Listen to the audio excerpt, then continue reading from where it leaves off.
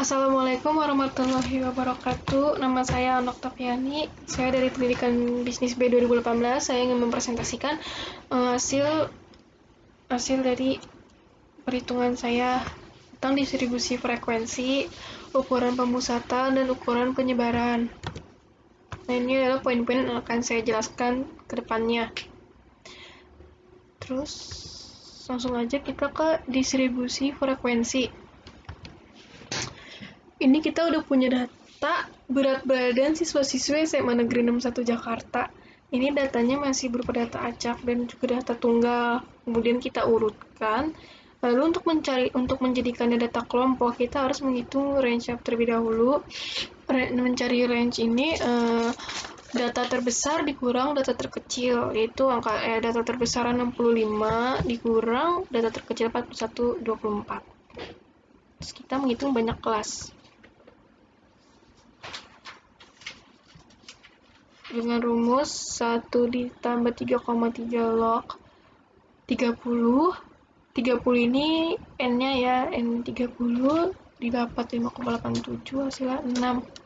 Kemudian untuk panjang kelasnya 24. 24 ini range dibagi banyak kelas didapat hasilnya 4 untuk panjang kelas ini, interval. Nah, untuk nilai batas bawah kelas pertama ini adalah 41. Nah, terus kita mencari batas kelas juga untuk nanti kurva. Ya, untuk kurva. Nah, untuk batas kelas ini kelas bawah ini dikurang 0,5. Kelas atasnya ditambah 0,5. Jadi seperti ini untuk batas kelasnya. Terus ini frekuensinya total datanya ini N-nya 30. Lalu mencari diagram poligon dan histogram serta kurva Ogive. Nah, ini untuk kurvanya seperti ini. Terus kita mencari kurva Ogive. Untuk mencari kurva Ogive, kita menghitung distributif kumulatif kurang dari. Nah, caranya ini pertama kita mencari tepi kelasnya. Tepi kelasnya ini yang kelas bawah ini dikurang 0,5 hasilnya 40,5, seterusnya sampai bawah. Dan untuk mencari frekuensi kurang dari, kita menambahkan. Jadi yang pertama ini kita pakai 0 tambah 0 dulu, kemudian hasilnya ini kita taruh di bawah sini, kemudian ditambah frekuensi yang pertama 5, hasilnya 5, lalu kita tambah lagi, kita taruh bawah sini lagi 5, ditambah frekuensinya 4 sama dengan 9, begitu seterusnya sampai bawah, sampai hasilnya 30, harus balance 30.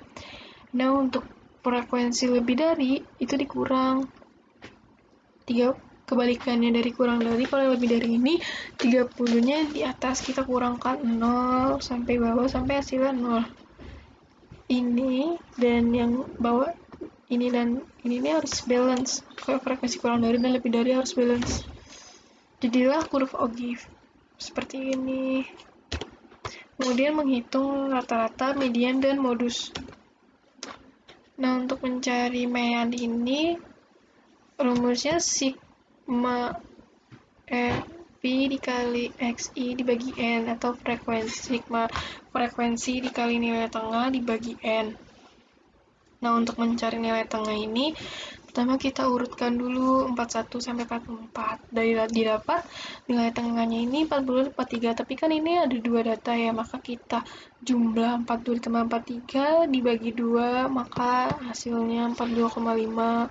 Lalu begitu seterusnya sampai di bawah. Lalu kita untuk mencari rata-rata ini kita mengkalikan frekuensi dikali nilai tengah.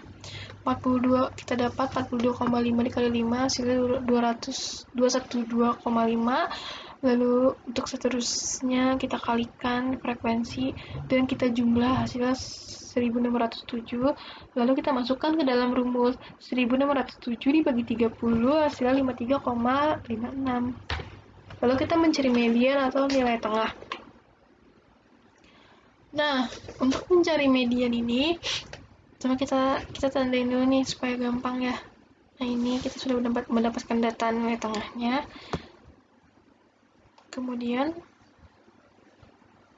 kita masukkan L-nya ini, tepi kelasnya kan 52,5 ya. 52,5 ditambah N, N-nya ini 30 dibagi 2 dikurang frekuensi kumulatif dikali interval dibagi frekuensinya 3, maka didapat 64,5. Terus untuk modus atau nilai yang atau data yang sering muncul. Untuk data yang sering muncul ini kita mencarinya dengan rumus MO sama dengan L ditambah buka kurung D1 dibagi tutup kurung lagi D1 ditambah D2 tutup kurung dikali interval. Nah, kita mencari D1-nya ini, pertama kita lihat frekuensinya. Kita kurangkan nih frekuensi atas untuk D1 dan dikurangkan lagi frekuensi bawah untuk D2, maka didapat data seperti ini.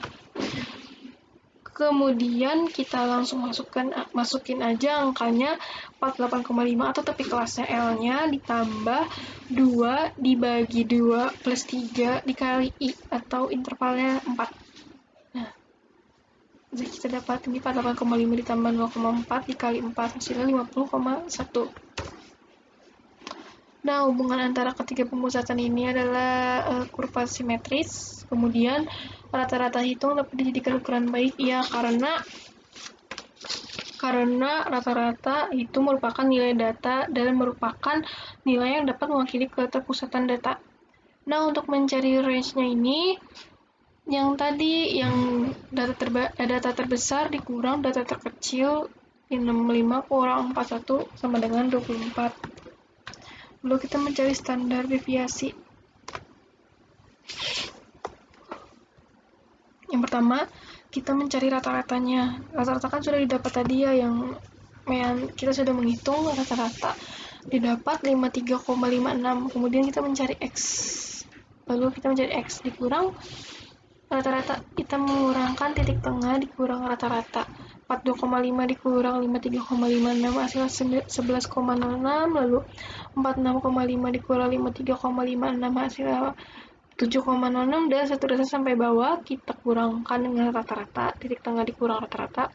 Kemudian kita pangkatkan hasil yang ini tadi, yang X, yang titik tengah dikurang rata-rata ini, lalu kita pangkatkan, maka hasilnya seperti ini. Nah, kemudian setelah dipangkatkan, kita kalikan dengan si frekuensi ini untuk mencari variansnya. Didapat angka 1813,83. Kemudian kita masukkan ke rumus untuk variansnya sigma F, sigma frekuensi dikali titik tengah dikurang rata-rata pangkat 2 dibagi N kurang 1 atau 30 kurang 1, maka didapat 1813,83 dibagi 29 hasilnya 62,54. Lalu kita menghitung standar deviasinya, kita pangkatkan, kita akarkan 62,54 hasilnya 7,9. Sekian presentasi dari saya, kurang lebihnya mohon maaf. Wassalamualaikum warahmatullahi wabarakatuh.